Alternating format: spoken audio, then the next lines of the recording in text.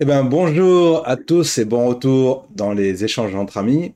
Alors, avant toute chose, et comme d'habitude, les consignes de base, restez bien calés sur votre chaise, votre fauteuil, enfin comme vous voulez. Regardez l'émission dans une pièce bien éclairée et surtout conservez les distances sanitaires d'1 mètre entre vous et l'écran. Bon, toi, le gars qui a le smartphone, tu peux un peu l'avancer, il n'y a pas de problème. En tout cas, pas de souci, voilà. N'oubliez pas que vous pouvez me suivre sur Facebook, Twitter, Instagram, le blog de Monstre Chronicle. Les liens seront forcément dans la description, comme d'habitude. Et bien sûr, n'hésitez pas à vous abonner à la chaîne si ce n'est pas déjà fait, de mettre un pouce bleu, même si vous n'aimez que le violet, par exemple. Partagez la vidéo pour me faire plaisir. Il y a un petit commentaire, voilà, sur votre ressenti. Puis, tout ça, il paraît que ça aide au référencement. Voilà. Donc, merci beaucoup. Alors, aujourd'hui, je reçois une personne que j'ai eu la chance de rencontrer il y a quelques temps maintenant et que j'estime beaucoup. Je vais le dire comme je le pense. Il a étudié la psychologie des rapports interculturels à l'université de Sherbrooke.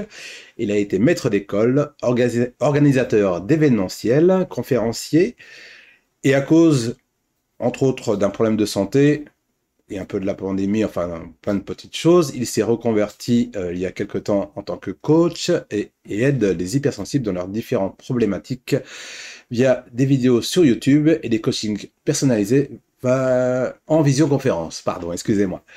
Alors aujourd'hui, j'ai le plaisir de recevoir Steve Jurion. Steve, bonjour, bienvenue sur ma chaîne. Comment vas-tu? Bonjour Simon, ça va très bien. Je vois que tu Ouais. as parfaitement résumé ma biographie. Ah bah, au moins toi, t'as des données récupérables, hein, parce que certaines Ouais, personnes, c'est pas, il n'y a pas grand-chose des fois. ok. Bon, bah, justement, alors, est-ce que tu as quelque chose à rajouter sur cette petite présentation ou... Ah non, juste simplement le fait que maintenant j'exerce sur YouTube. J'ai abandonné le présentiel, hélas, pour le numérique. Et Mhm. maintenant j'accompagne du monde, comme nous on a eu notre séance par visioconférence en fait. Voilà, Voilà, et puis j'espère très bientôt organiser des immersions. Enfin, c'est même pas j'espère, c'est sûr. attends que je revienne. Euh, alors, on va commencer par une question basique, hein, qu'on t'a déjà posée 1 million de fois, je pense. Tu pourrais nous donner ta définition de l'hypersensible ou de l'hypersensibilité? Ok.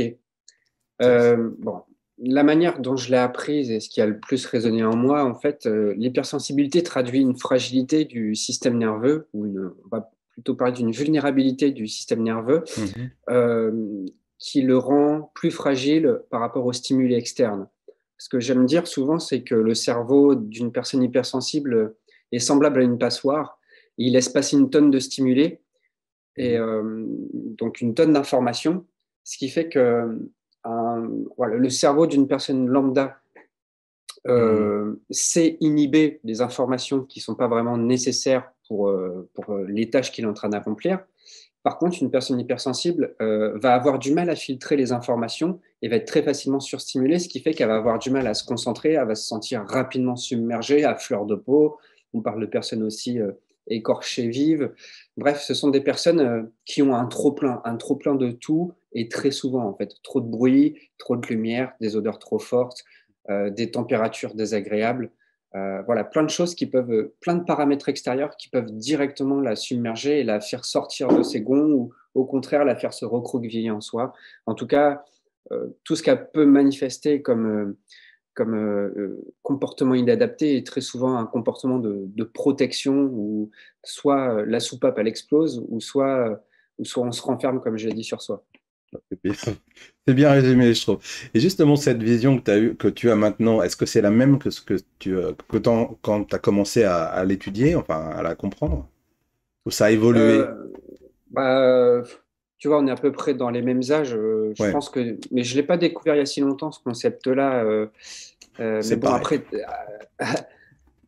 avec l'expérience de l'âge, en arrivant à 40 ans, j'ai bientôt 40 ans, on commence quand même à bien se connaître. Surtout que j'ai fait de la psychologie, j'ai travaillé avec des enfants, ce qui nous amène vraiment à travailler sur soi, son rapport à l'autre, et puis en psychologie interculturelle aussi. Et c'est vrai qu'en lisant les livres d'Hélène Aron sur l'hypersensibilité, ça coulait de source. Et c'est venu vraiment préciser mon ressenti sur la chose en mettant des mots, et voilà, en fait. Ouais, je pense qu'on a tous eu un petit peu cette chose-là, de fait de comprendre, en lisant justement, en voyant, en ayant des informations, à mieux comprendre la chose, effectivement. Ouais. Tu coaches de nombreuses personnes, et je voudrais savoir ce qui différencie l'hypersensibilité d'un homme et d'une femme. Ah, Parce que ça, c'est une question que je me suis posée. ah oui, Est-ce qu'il y en ah, a? c'est... Je sais pas s'il y en a. Intuitivement, qu'est-ce que je pourrais te répondre? Euh,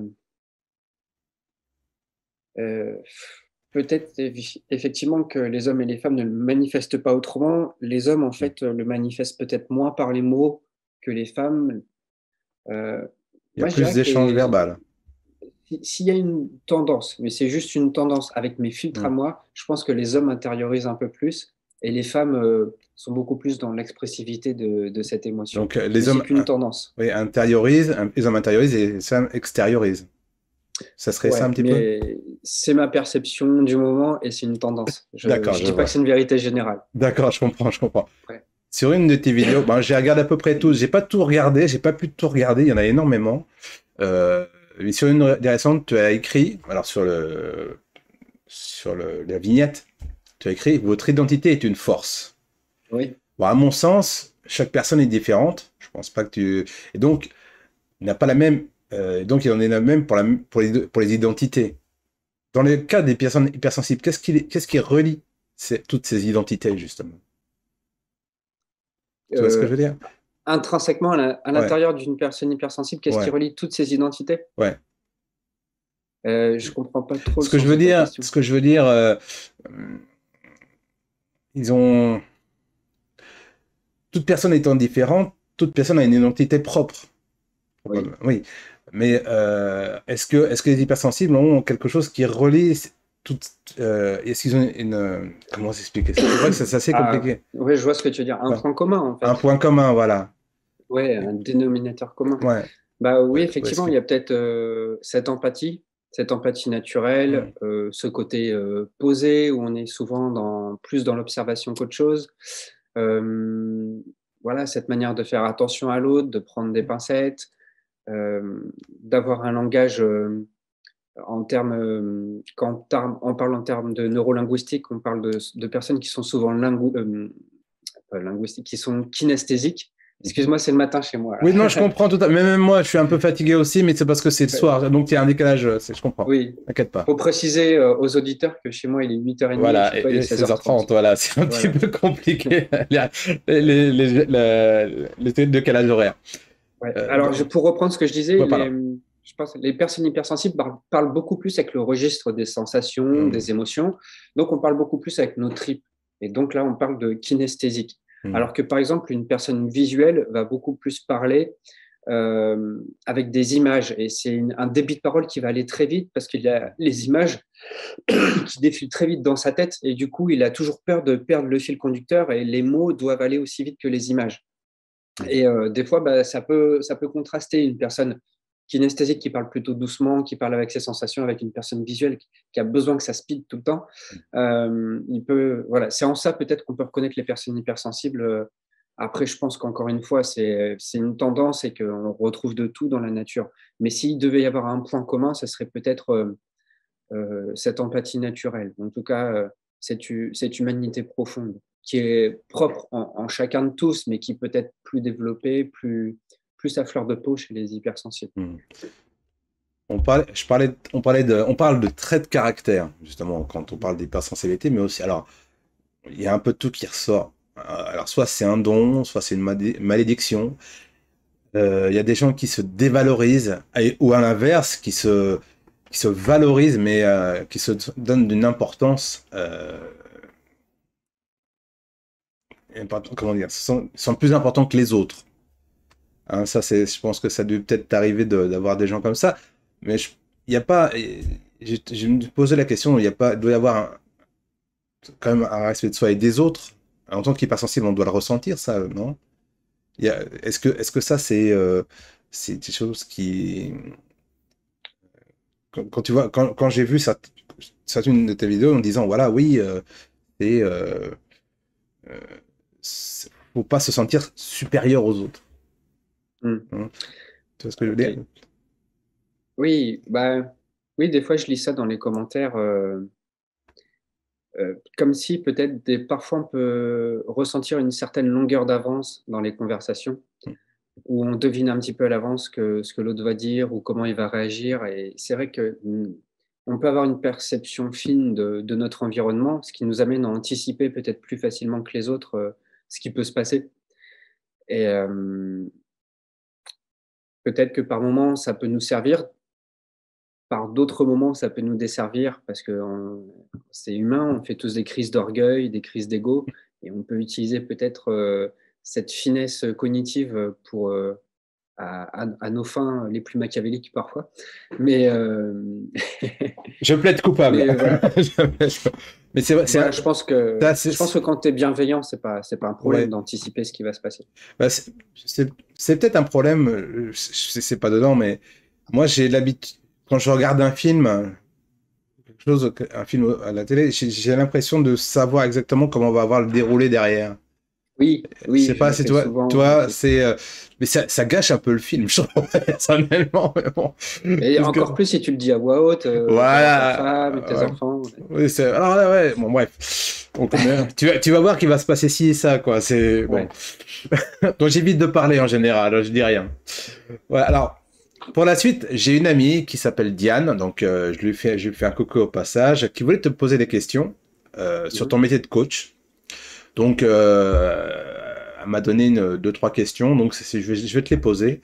Alors, parce que elle, voilà. Alors, euh, comment trouver un coach fiable? Quels conseils donnerais-tu aux gens pour bien les choisir? Ok. Bah oui, très bonne question. Alors, un coach fiable, ça va être quelqu'un qui n'aura pas besoin de se survendre pour te convaincre de prendre une prestation avec lui. Mhm, Euh, voilà, la prise de contact peut simplement consister en un simple échange. mhm, Et si c'est quelqu'un qui a la dalle, tu vois, qui essaie d'insister, bah, je pense pas qu'il puisse t'accompagner pour les bonnes raisons ou qu'il veuille mhm. t'accompagner pour les bonnes raisons. Donc, euh, laisse-le se présenter à toi, hein. C'est souvent le maître qui va se présenter sur ton chemin, même s'il n'y a pas du tout un rapport hiérarchique entre un coaché et un coach. Simplement, voilà, choisis quelqu'un qui t'écoute et qui soit dans la distance par rapport à l'argent pour pas être dans la demande et vraiment travailler avec toi parce que c'est ses compétences qui, avant tout, qui parlent et non pas son porte-monnaie. Ouais, je vois. Et justement, elle se demandait comment ça se passe une séance de coaching. Alors moi, je l'ai vécu, mais bon, faudrait mieux que ça soit toi qui lui réponde à ce niveau-là. Comment ça se passe concrètement? Une séance de coaching avec moi? Ouais, bah oui, puisque Ah, oui, très bien. Alors, une séance de coaching, comment ça se passe? Bah, tout d'abord, tu me diras si je me trompe par rapport à ton expérience, il y a un travail d'éclaircissement de la situation. Enfin, on dresse un tableau de la situation Mhm, et ensuite, voilà, on essaie vraiment de trouver la vraie problématique adéquate par rapport à la situation exposée. Et ensuite, bah, on explore des pistes à mettre en œuvre pour résoudre cette problématique. C'est toujours un échange entre toi et moi, comme mhm. ça, qui dure bah, plusieurs dizaines de minutes. Et c'est souvent à la fin du coaching que vient le plan d'action, avec des actions à mettre en place et de la planification. Ça arrive des fois, les personnes qui ont besoin de planifier les actions, on ouvre l'agenda et puis on planifie tout ça. Et voilà comment ça se passe. D'accord. Et donc, dans cette continuité de la question, et pour un coaching efficace, combien de séances une personne a besoin en général? Bah, tout dépend de la problématique et de l'endroit où en est cette personne. Hmm, c'est Ça, logique. c'est vraiment au cas par cas. D'accord. Souvent, je fais du one shot parce que je donne suffisamment de billes à mon coaché pour qu'il puisse être autonome. Mhm. Voilà, le but, c'est pas de créer une dépendance avec tes coachés, en fait. C'est qu'ils soient le plus autonome possible et le plus rapidement possible. Hmm. Oui, donc en fait, ça dépend de la personne, d'accord. Et Voilà. et sa dernière question qui est un peu plus, un peu différente, quel conseil donnerais-tu à une personne qui se pense hypersensible pour apprendre à se découvrir? Ah, pour apprendre à se découvrir. Entrer dans une certaine forme d'intériorité, ou en tout cas l'accepter, parce que le processus introspectif chez une personne hypersensible, c'est quelque chose de relativement familier. Juste se rendre compte que c'est un processus normal, et puis s'accueillir soi-même, accueillir ses émotions. Alors pour accueillir plus facilement ses émotions, c'est important de bien choisir son environnement, de comme vous le savez, en fait, on est toujours très sensible à tout ce qui se passe à l'extérieur de nous. On est peu imperméable à ce qui se passe et on laisse vite entrer les stimuli extérieurs, que ce soit le bruit, que ce soit tout ce qui est élément visuel, par exemple. Pour vraiment accueillir comme il se doit son hypersensibilité et faire peut-être un premier vrai contact, choisir un environnement dans la nature, au calme, et peut-être entourez-vous d'autres personnes hypersensibles qui ont déjà fait ce travail sur eux, qui vont peut-être pouvoir vous guider, vous apporter un cadre bienveillant. Et voilà, mais sinon, moi, mon meilleur conseil, c'est d'être en pleine nature, dans les bois, et d'observer ce qui se passe en vous, partir quelques jours, vraiment faire une sorte de petite immersion avec soi-même, partir quelques jours et se redécouvrir autrement, à travers un autre prisme. Très souvent, en fait, moi, ce que je constate, c'est qu'on est entre quatre murs tout le temps. On est dans des pièces qui sont cubiques. Et, euh, et ça, je m'en suis rendu compte parce que j'ai fait beaucoup de séjours en nature là durant les 2 étés précédents. Et ce qui me choque à chaque fois, c'est à la fin de l'été de revenir dans une pièce avec un plafond et tout est droit, tout est carré. Et, euh, et justement, faites cette expérience vraiment si vous le pouvez l'été, de dormir à la belle étoile aussi. Ça fait vraiment un bien fou. Ah, Ça te reconnecte à soi. Tiens, tu as été la dernière fois pour te ressourcer, c'était dans une tiny. Ouais. Et moi, je vois pas mal de vidéos parce que c'est quelque chose qui vraiment j'ai envie de faire. Bon, au Japon, c'est un peu compliqué. C'est pas aussi développé qu'en France ou aux États-Unis, mais je regarde des vidéos et il y avait une tiny d'une dame qui, en fait, avec le toit qui s'ouvrait. Ouais. Donc, tu pouvais effectivement, tu me parles de la belle étoile et je trouve que ça correspond bien. Ça te permet de dormir dans la tiny, mais à l'extérieur, enfin, la belle étoile, c'est vraiment, Ah, voilà. c'est génial ça. Ah, c'est beau ça. Je me dis, faut que j'ai quelque chose. Je sais pas, il faut que je trouve ça. Ouais. Ça m'a bien plu, quoi, cette histoire. C'était vraiment génial. Et ben, dis donc, écoute, tu m'as demandé d'aller vite parce que t'avais quelque chose à préparer. Et je pensais pas que ça allait irait aussi vite. On a parlé pas mal de petites choses. Ça a été assez concret, assez rapide. Non, c'était vraiment intense sur le moment. Je pensais pas que ça durait aussi peu de temps. Généralement, ceux qui me suivent, ils savent que les interviews que je fais, enfin, peut-être des échanges, j'appelle ça des interviews d'ailleurs, parce que c'est pas vraiment des interviews, des questions, des échanges, c'est ça l'intérêt. Mais les échanges durent entre 30 et 45 minutes, Ok. voire plus par rapport à des amis, mais ça, c'est autre chose. Et donc là, on a bientôt terminé. Alors, je vais poser la question que je pose maintenant en fin d'échange. Qu'est-ce qui te fait, à toi, qu'est-ce qui te fait vraiment vibrer dans tout ce que tu touches dans la vie? Hmm, bonne question. Euh, euh, le lien qui nous unit entre tous, en fait. C'est une histoire de lien, de fil invisible qui nous relie, mais je parle pas qu'aux hypersensibles, évidemment. De tout le monde. C'est ouais, ce que je trouve magique dans toutes les périodes de ma vie, quelles que soient les activités que je fasse, c'est le lien invisible qui nous relie tous. Ça revient peut-être, tu sais, mettre le doigt sur ce besoin d'harmonie que, Mhm. que j'ai.